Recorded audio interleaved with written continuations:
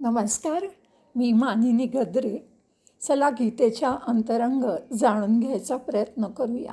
या ऑडिओची रचना आधी सांगितल्याप्रमाणे सुरुवातीला मूळ श्लोक, त्याचा मराठी अर्थ, नंतर संस्कृतचं सरळ वाक्य रूपांतर आणि त्याचा इंग्लिश अर्थ, नंतर ज्ञानेश्वरीतील माऊलींच्या ओव्यांचा मराठी सुलभ अर्थ आणि नंतर माझ्या दृष्टिकोनातून त्या श्लोकाविषयी मला काय वाटलं त्याचं विवरण.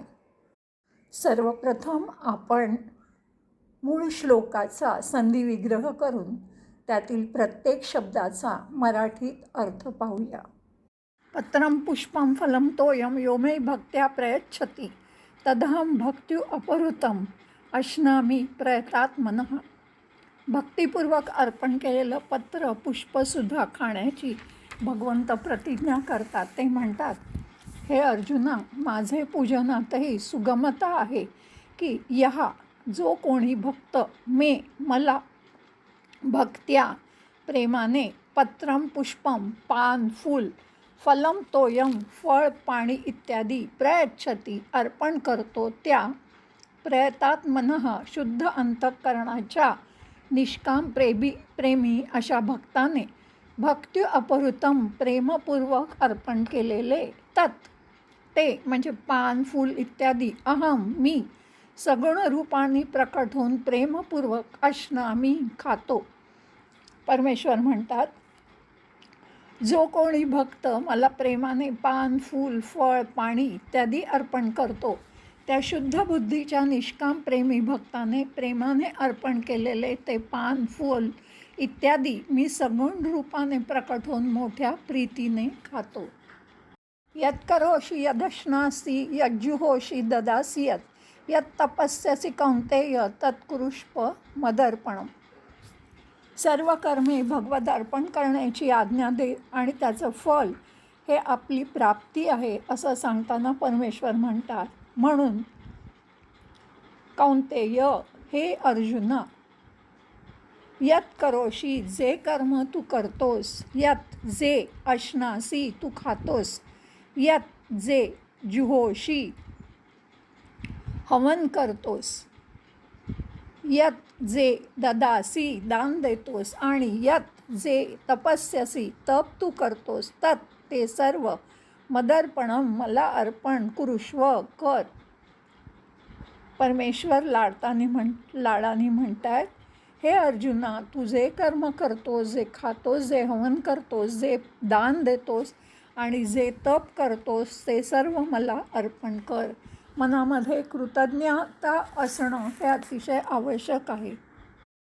शुभाशुभ फलैरैवं मोक्षसे कर्मबंधनैः संन्यास योगयुक्तात्मा विमोक्तो माम उपैष्यसि. एवं अशा प्रकारे संन्यासयोग युक्तात्मा, संन्यासयोगाने युक्त म्हणजे भगवत अर्पण बुद्धीने फलासक्तीचा त्यागासह कर्म करणारा, शुभाशुभ फलैही, शुभ अशुभ फलरूप कर्मबंधनैही, कर्मबंधनातून मोक्षसे मुक्त होशी, विमुक्तः आणि त्यातून मुक्त होऊन माम मलाच उपैष्यसी प्राप्त करून घेशील. परमेश्वर म्हणतात, अशा रीतीने ज्यामध्ये सर्व कर्म मला भगवंताला अर्पण होतात, अशा संन्यासयोगाने युक्त चित्त असलेला तू शुभ अशुभ फलरूप कर्मबंधनातून मुक्त होशील आणि मला येऊन मिळशील. संन्यास म्हणजे सगळ्या वृत्तींमधनं संन्यास असं अपेक्षित आहे. समोहम सर्वभूतेषु न मे द्वेष्योऽस्ति न प्रियः ये भजन्ति तुमां भक्त्या मयि ते तेषु चाप्यहम. आपल्या समत्वभावाचे वर्णन आणि भजणाऱ्यांचा महिमा सांगताना परमेश्वर म्हणतात, तरीही अहम मी सर्व भूतेषु सर्व भूतांमध्ये समभावाने व्यापक आहे. मला द्वेष्यः न कोणी अप्रिय नाही आणि प्रिय न अस्ति कोणी प्रिय नाही. तू परंतु ये जे माम मला भक्त्या प्रेमाने भजंती भजतात ते मयी माझ्यामध्ये असतात, च आणि अहम अपि मी सुद्धा तेषु त्यांच्यामध्ये प्रकट असतो. जसा अग्नी सूक्ष्म रूपाने सर्व जागी व्यापक असूनही साधनांनी प्रकट केला असता प्रत्यक्ष दिसतो, तसाच परमेश्वर सर्व ठिकाणी व्यापून असला तरी भक्तीने भजणाऱ्याच्या अंतःकरणात प्रत्यक्ष प्रकट होतो. परमेश्वर म्हणतात, मी सर्व प्राणीमात्रात समभावाने व्यापून राहिलो आहे. मला ना कोणी अप्रिय ना प्रिय, परंतु जे भक्त मला प्रेमाने भजतात ते माझ्यात राहतात आणि मीही त्यांच्यात प्रत्यक्ष प्रकट असतो. अपि चेत् सुदुराचारो भजते माम अनन्यभाव साधुरेव समंतव्य सम्यक व्यवसितो हि सहा. परमेश्वराचं हे वचन आहे. दुराचारी असला तरी दृढनिश्चयाने आणि अनन्य भावाने केलेल्या भगवत भजनामुळे त्याचा उद्धार होतो. परमेश्वर म्हणतात, तसेच माझ्या भक्तीचा आणखीही प्रभाव ऐक. चेत, जर एखादा सुदुराचार हा अतिशय दुराचारी अपि सुद्धा अनन्य भावाने माझा भक्त होऊन मला भजत असेल तर स साधू एव, तो साधूच मंतव्य हा समजण्यास योग्य आहे. ही सहा, कारण तो सम्यक यथार्थपणे व्यवसित हा निश्चय केलेला असा आहे. म्हणजे त्याने चांगल्या प्रकारे निश्चय केला आहे की परमेश्वराच्या भजनासमान असे अन्य काही नाही. परमेश्वर म्हणतात, जर एखादा अत्यंत सुदुर्वर्तनी सुद्धा अनन्य भावाने माझा भक्त होऊन मला भजेल तर तो सज्जनच समजावा, कारण तो यथार्थ निश्चयी असतो. अर्थात त्यांनी ईश्वर भजनासारखे दुसरे काहीही नाही असा पूर्ण निश्चय केलेला असतो. आता आपण मूळ संस्कृत श्लोकाचं सरळ वाक्यात रूपांतर करूया आणि त्या पूर्ण श्लोकाचा इंग्रजीमध्ये अर्थ पाहूया. यः मे पत्रं पुष्पं फलं तोयं भक्त्या प्रयच्छति तस्य प्रयतात्मनः भक्त्युपहृतं तत् अहम् अश्नामि. Whoever offers me with devotion a leaf, a flower, a fruit, or a drop of water, I gladly accept it, that pious gift of a loving devotee with a pure heart. कौन्तेय, यत् करोषि, यत् अश्नासि, यत् जुहोषि, यत् ददासि, यत् तपस्यसि, तत् मदर्पणं कुरुष्व. Arjuna, whatever you do, whatever you eat, whatever you sacrifice, whatever you give, whatever penance you do, dedicate all that unto me without a trace of ego. एवं शुभाशुभफलैः कर्मबन्धनैः मोक्षसे संन्यासयोगयुक्तात्मा विमुक्तः ma'am उपैष्यसि. Thus you will be free from fetters in the form of goods and evil results of actions. With the mind steadfast in this yoga of renunciation and liberated with such a dedication, you shall come unto me, that is, be in unison with all pervading reality.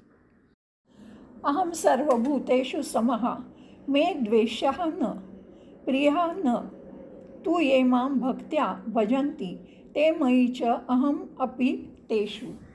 I am the same to all beings. To me there is no one hateful, no one dear. Those, however, who worship me by dedicating everything with utmost love are in me, and I am also in them. अपि चेत् सुदुराचारः अनन्यभाक् मां भजते सः साधुः एव मन्तव्यः हि सः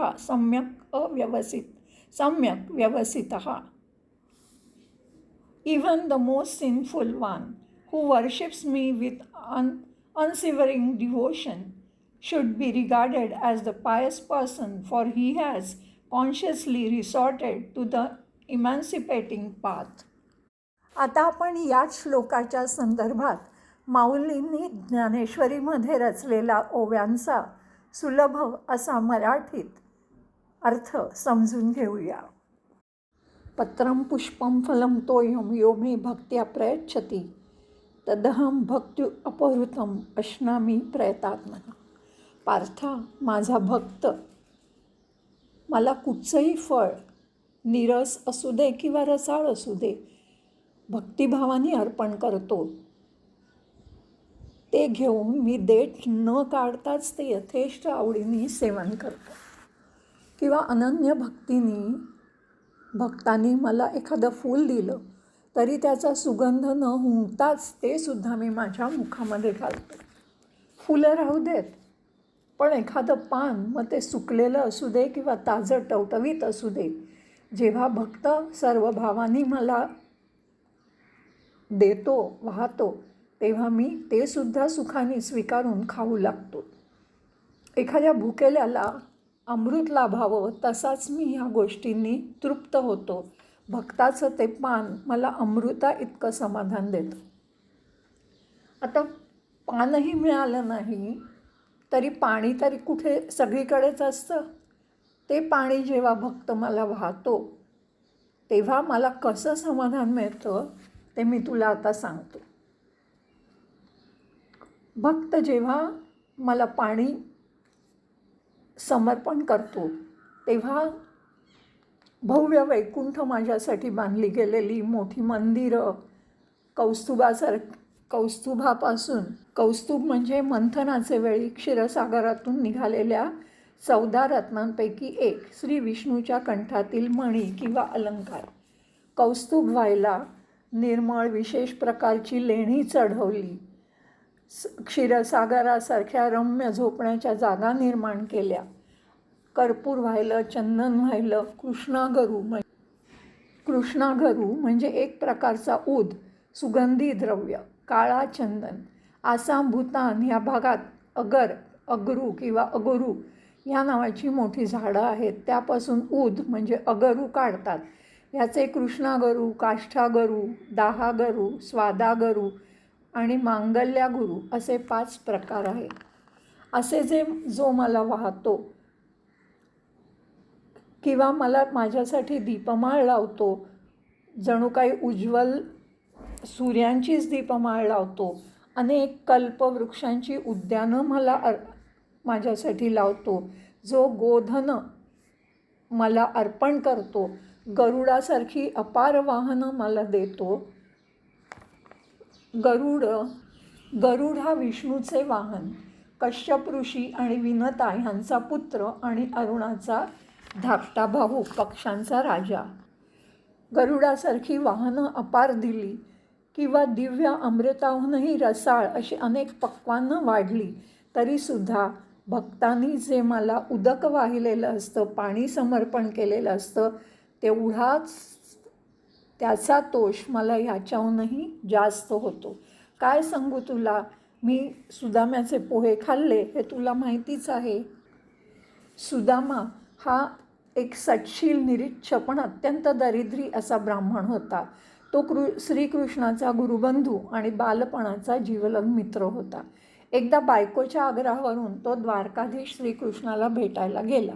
श्रीकृष्णाने त्याचं चांगल्या प्रकारे आदरातिथ्य केलं आणि त्यांनी भेटीदाखल भक्तिभावाने आणलेले मुठभर पोहे मोठ्या आवडीने खाल्ले.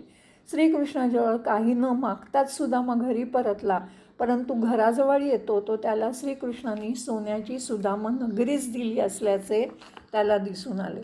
असा मी सुदाम्याचे पोहेसुद्धा खातो, तो मी कोणालाही लहान किंवा थोर म्हणत नाही. मी फक्त भक्ती जाणतो.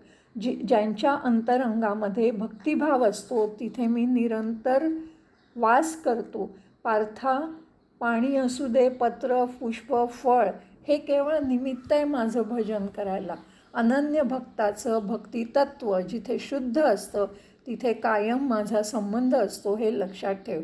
म्हणून पार्था, सावधानतेने ऐक की स्वतःची बुद्धी स्वाधीन कर आणि मंदिरात सहजपणे, स्वाभाविकपणे सतत माझा वास राहू दे आणि माझा विसर तुला कधीही पडायला नको. यत्करोषि यदश्नास्ति यज्जुहोषि ददासि यत् तपस्यसि कौंतेय तत्कुरुष्व मदर्पणम्. पार्था, तू जे काही व्यापार उद्योग करतोस, जे बहुविध प्रकारचे भोग भोगतोस किंवा एखादा योग्य मनुष्य बघून, पात्र मनुष्य बघून जे दान करतोस, वेगवेगळ्या प्रकारचे यज्ञ करतोस, तप, व्रत करतोस किंवा सेवकांना जी मजुरी वाटतोस, जे जे कर्म स्वाभाविकपणे तुझ्या हातून होईल ते ते भावार्नी मनापासून मला अर्पण कर. कुठेही कर्तृत्वाची स्वतःच्या आठवण न ठेवता ते धुवून तू मला अर्पण कर. शुभाशुभ फलैरेवं मोक्षसे कर्मबंधनैः संन्यासयोगयुक्तात्मा विमोक्तो माम उपैष्यसि. पार्था, जशी भाजलेली जळलेली बीज भूमीत पेरली तर त्याला अंकुर येत नाहीत, तेव्हा तसंच शुभाशुभ कर्मफळ हे माझ्या भक्तांना बंधनकारक ठरत नाही. फळ द्यायला, सुखदुःखरूप फळ मिळायला आधी स्वरूपाने कर्म उरायला पाहिजे आणि जेव्हा कर्म उरतं तेव्हा ते भोगायला, ते सुखदुःख भोगायला जीवाला पुन्हा देह धारण करावा लागतो.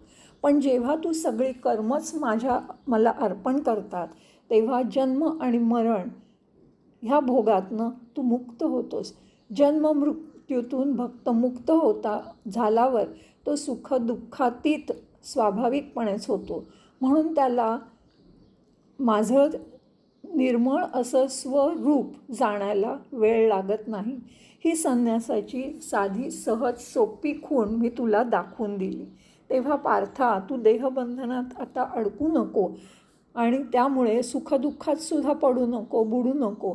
नित्य निरंतर मी जो सुखरूप आहे, सुखाचं रूपच मी जणू काही आहे, त्याच्यामध्ये तू सतत घडून जा आणि सुखी हो.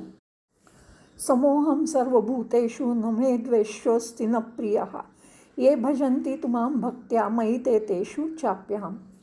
पार्था, मी सगळ्या भूतांमध्ये मी कधीही आपपर भाव ठेवत नाही. माझं स्वरूप जाणून ज्यांनी स्वतःच्या अहंतेचं रोप उपटून लावलं आहे आणि जे उपटून टाकलं आहे आणि जे काया वाचा मनोभावे आपल्या कर्मांद्वारे माझी सेवा करतात, मग ते देहधारी असले तरी ते देहाच्या पलीकडे असतात, ते भक्त माझे असतात. ते माझ्यामध्ये राहतात आणि त्यांच्या हृदयामध्ये मी सुद्धा संपूर्णतः असतो. जसं एखाद्या बीजामध्ये वटवृक्ष सामावलेला असतो आणि बीजकण हा वटवृक्षावर असतो, तसंच आम्ही परस्पर असतो. बाहेर दोघांमध्ये फरक वाटला तरी आमचं अंतरंग वस्तूचा जर विचार केला तर ते माझे भक्त हे माझ्यामध्ये सामावलेले असतात, मद्रूप झालेले असतात.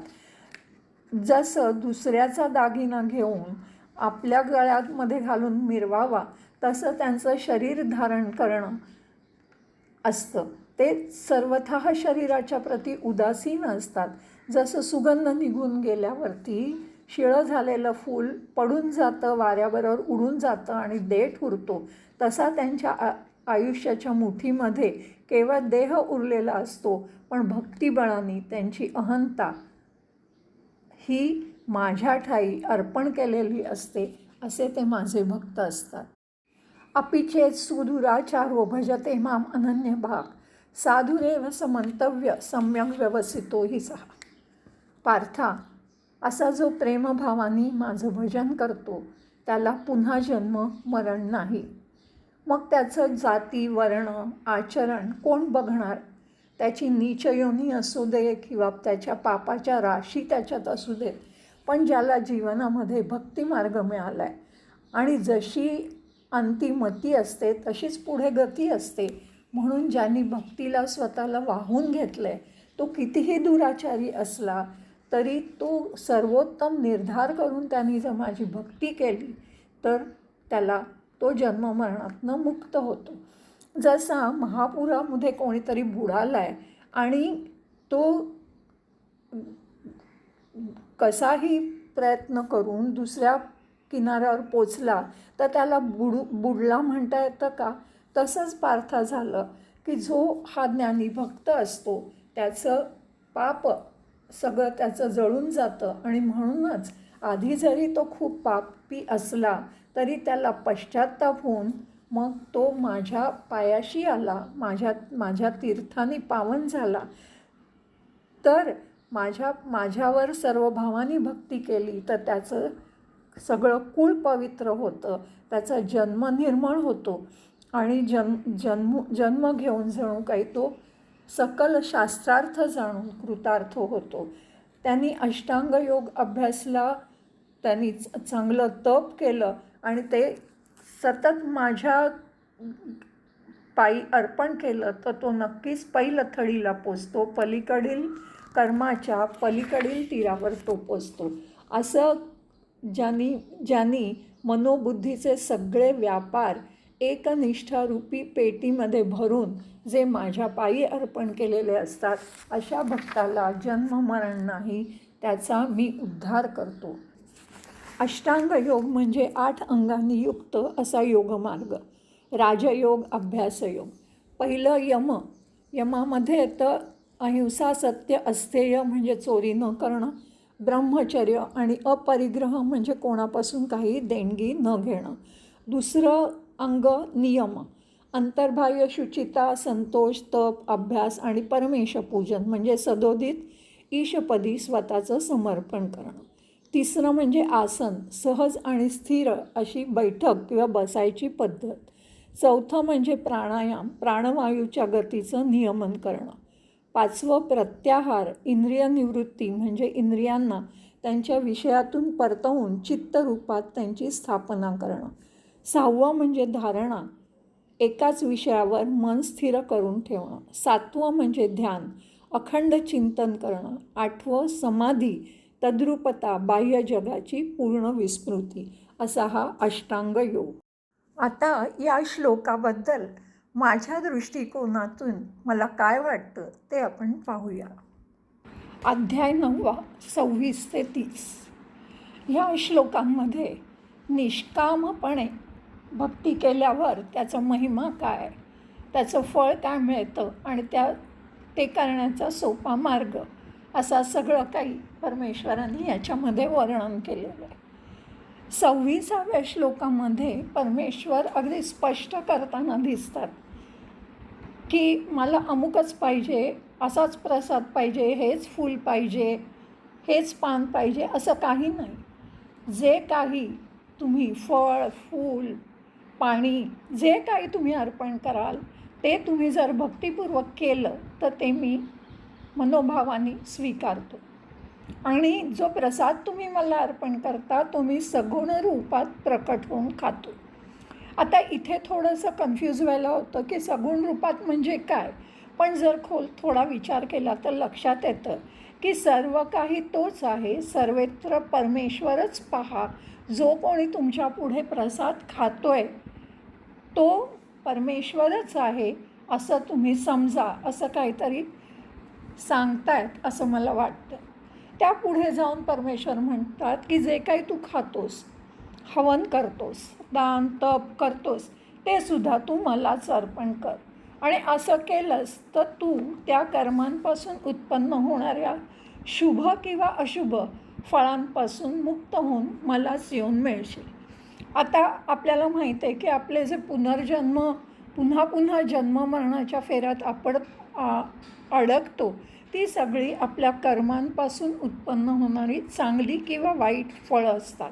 आता ती सगळी कर्मच जर परमेश्वराला अर्पण करून टाकली तर त्या फळांचा भोगतासुद्धा परमेश्वरच असेल आणि आपण मात्र त्यातून मुक्त होऊ शकू. परमेश्वर पुढे म्हणतात की मला सगळे समान आहेत, हा आवडतो हा नावडतो असं काहीच नाही, पण माझा भक्त सतत माझ्यात आणि मी त्यांच्यात मात्र कायम असतो. 30व्या श्लोकात तर परमेश्वराचं अतिशय आपल्याला सुख देणारं किंवा असं वचन परमेश्वर देतात आणि ते म्हणतात की अगदी खूप पापं करणारा दुर्वर्तनीसुद्धा जर त्याला उपरती झाली आणि तो माझा अनन्य निष्काम असा भक्त झाला तर त्याला सुद्धा तुम्ही सज्जनच जाणा. वाल्या कोळ्यासारखी अनेक उदाहरणं आपल्याला माहीत आहेत. म्हणून मला सतत असं वाटतं की आपल्या मनात कळत किंवा नकळत झालेल्या चुकांमुळे जर आपण वारंवार गर्तेत जात असू तर परमेश्वरांच्या सतत निष्काम भक्तीने आपण त्यातनं बाहेर पडू शकतो आणि मग जी आपल्याला पाहिजे असते ती परमशांती प्राप्त करून घेऊ शकतो. गीतार्थ जाणून घ्यायला पुन्हा भेटूया. मनःपूर्वक धन्यवाद.